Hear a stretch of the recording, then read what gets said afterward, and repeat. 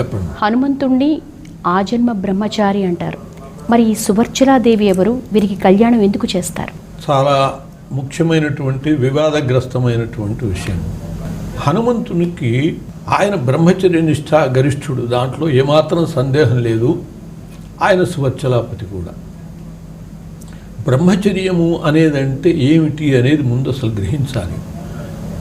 ఆయన బ్రహ్మచారి అంటే అనేక రకాల మనం ఆ బ్రహ్మచర్యాన్ని అర్థం చేసుకోవాల్సిన అవసరం ఉన్నది.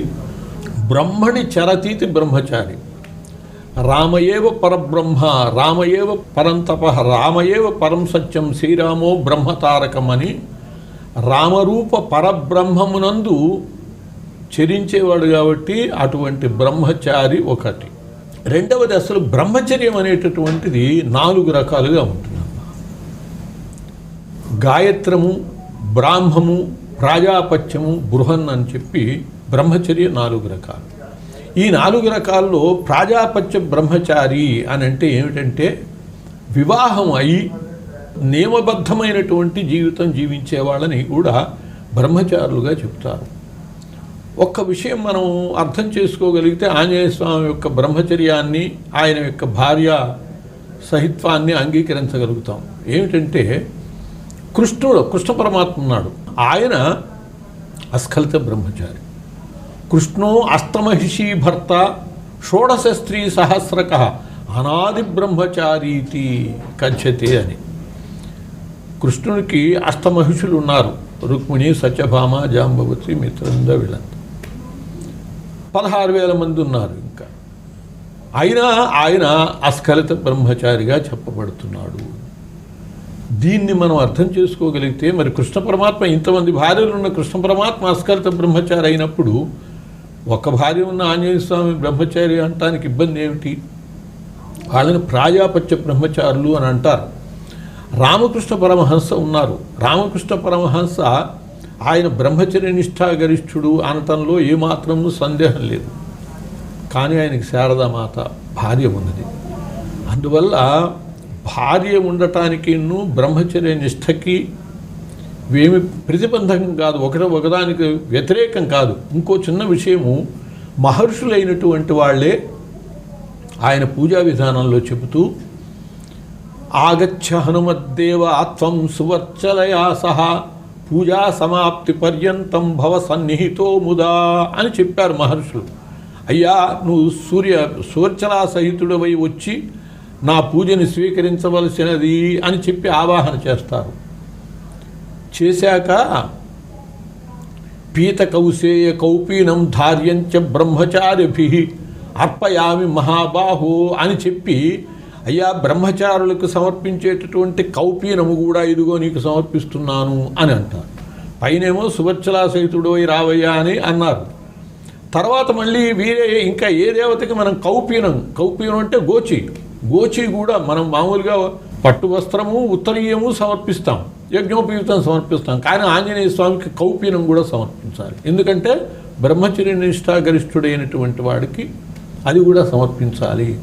అంటే ఒకే మహర్షి ఒకే పూజలో సువర్చలా సహితుడు రమ్మని అంటూనే నువ్వు బ్రహ్మచారివి కాబట్టి ఇదిగో కౌపీనం సమర్పిస్తున్నాను అని అన్నాడు. అంటే ఆ బ్రహ్మచర్యానికి ఈ భార్య ఉండటానికి ఒకదానికొకటి ఇబ్బందికరాలు కావు. ఆయన వ్రతం, అది బ్రహ్మచర్య వ్రతం. శ్రీరామచంద్రుడిది ఏకపత్ని వ్రతం, హరిశ్చంద్రుడిది సత్యవ్రతం.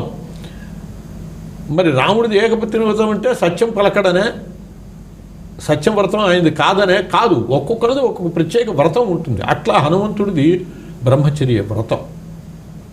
అసలు ఆయనకి వివాహం జరగటానికి కారణం ఏమిటంటే తల్లి యొక్క ఆజ్ఞ ప్రకారము సూర్యభగవానుడి దగ్గరికి విద్యలు నేర్చుకోవటానికి వెళ్ళాడు. వెళితే సూర్యభగవానుడు మొదట్లో కాదన్నాడు, పరీక్షించటం కోసమని. తర్వాత ఆయనకి విద్యలు నేర్పుతూ ఉంటే ఏకసంతాగ్రాహిగా ఒక్క మాట చెబితే చాలు సకల శాస్త్రాలు అలా వచ్చేస్తున్నాయి. చాలా ఆశ్చర్యపడ్డాడు, ఆనందపడ్డాడు, ఇటువంటి శిష్యుడు లభించాడు అని. ఆయనకి గతంలో జరిగినటువంటి ఒక సంఘటన గుర్తుకొచ్చింది. ఏమిటంటే సూర్యుని యొక్క భార్యని సంజ్ఞాదేవి అంటారు. ఆమె విశ్వకర్మ యొక్క కుమార్తె. వివాహం అయితే జరిగింది, కానీ సూర్యుని తాపాన్ని భరించలేకపోయింది. ఆమె పుట్టింటికి వచ్చింది. పుట్టింటికి వస్తే తల్లిదండ్రులు ఆలోచించి, అమ్మ ఏదైనా సరే పతిగృహే భవ దాస్యమపి క్షమం, తవ దాస్యమపి క్షమం, భర్త ఇంట్లో నువ్వు బతకడం మేలు, కానీ పుట్టింటికి రావటం ఇది నీకు మంచిది కాదు, నాకు మంచిది కాదు అనేటప్పటికీ ఆమె వెళ్ళిపోయి ఆ సూర్యభగవాని దగ్గర ఉండలేక తన యొక్క ఛాయను సృష్టించి తాను తపస్సుకు వెళ్ళిపోయింది. ఆ తర్వాత విశ్వకర్మకి తెలిసింది ఈ విషయము. సూర్యభగవాను యొక్క అనుమతితో సూర్యుని తరచాడు, అంటే ఆయన యొక్క శక్తిని తగ్గించాడు. ఆ చిత్రిక పట్టినటువంటి కొంత శక్తి పక్కన చేరింది. ఆ శక్తికి బ్రహ్మదేవుడు ప్రాణప్రతిష్ఠ చేశాడు. శక్తి స్త్రీ స్వరూపం కాబట్టి ఆ సూర్యుని యొక్క వర్చస్సే సువర్చల అనేటటువంటి అమ్మాయిగా ఏర్పడ్డది. దేవతలందరూ అడిగారు, అపురూప సౌందర్యవతిగా ఉన్నటువంటి ఈమె ఎవరికి భార్య అవుతుంది అని అడిగితే అప్పుడు బ్రహ్మదేవుడు చెప్పాడు, ఎవరైతే సూర్యుడిని ఫలభ్రాంతితో పట్టుకోవటానికి ఎగురుతాడో ఆయనకి ఈమె భార్య అవుతుంది అని. అది గుర్తుకొస్తుంది సూర్యుడికి. గుర్తుకొచ్చి అప్పుడు హనుమంతుణ్ణి కోరుతాడు తన కుమార్తె అయినటువంటి సువర్చలని వివాహం చేసుకోమని.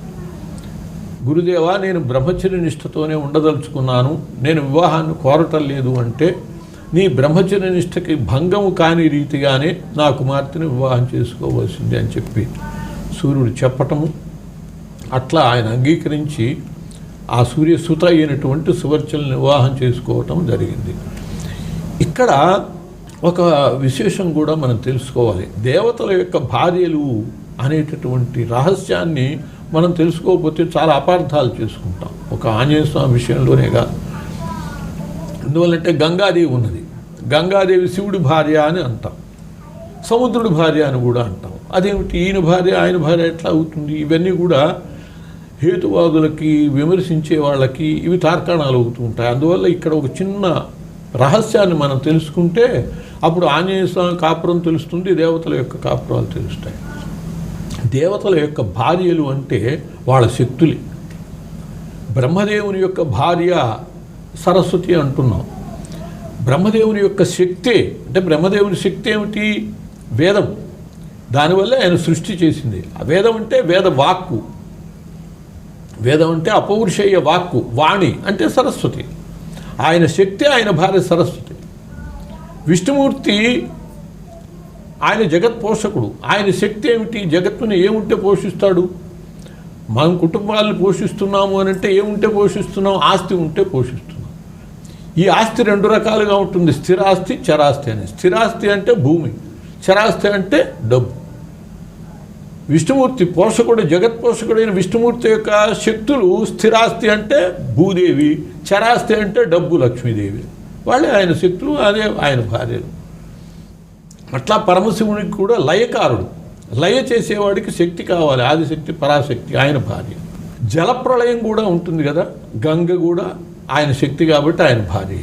సముద్రుడికి కూడా శక్తి ఏమిటి అంటే జలమే. జలం లేకపోతే దాన్ని సముద్రం అను గుంట అంటారు. కాబట్టి ఆయన శక్తి కూడా జలమే కాబట్టి ఆయన భార్య కూడా గంగా అని చెప్పి అంటున్నాం. ఇట్లా దేవతల యొక్క భార్యలు అంటే వాళ్ళ శక్తులే. గణపతిని పూజ చేయటం వల్ల మనకి ఏం వస్తాయంటే రెండు శక్తులు వస్తాయి. ఆయన దగ్గర రెండు శక్తులు ఉన్నాయి, సిద్ధి, బుద్ధి అని. ఆయన భార్యలు ఎవరు? సిద్ధి, బుద్ధి. కుమారస్వామి తారకాసురుణ్ణి చంపడానికి దేవతలందరూ కూడా సేన అయ్యారు, ఆయన సేనా నాయకుడిని చేసుకున్నారు. ఆయన శక్తి ఏమిటి? దేవసేన. దేవతలందరూ సేనగా రావటమే. ఆయన భార్య పేరేమిటి? దేవసేన. ఇట్లా దేవతల యొక్క శక్తులు అంటే వాళ్ళ భార్యలు. ఆంజనేయ స్వామి బ్రహ్మచర్య నిష్ఠా గరిష్ఠుడు, ఒప్పుకుందాం. బ్రహ్మచర్య నిష్ఠా గరిష్ఠుడికి ఉండే శక్తి ఏమిటి అని అంటే, బ్రహ్మచర్య నిష్ఠా గరిష్ఠుడు ఊర్ధ్వరేతస్కుడు అవుతాడు. ఆయన యొక్క తేజస్సు, వర్చస్సు ఊర్ధ్వగమనం చేసి, వర్చస్వి భూయాసం బ్రహ్మచారులు చెబుతూ ఉంటారు అగ్నికార్యం చేస్తూ, బ్రహ్మవర్చస్వి భూయాసం అని. బ్రహ్మచర్య నిష్ఠాగరిష్ఠులకు ఉండే శక్తి ఏమిటంటే వర్చస్సు, సువర్చస్సు, అదే సువర్చనం. కాబట్టి బ్రహ్మచర్య నిష్ఠా గరిష్ఠుడు కాబట్టే ఆయన భార్య సువర్చల సువర్చల అయింది. సువర్చలాపతి షష్ఠ అని చెప్పి ఆంజనేయ స్వామికి 9 అవతారాలు ఉన్నాయి.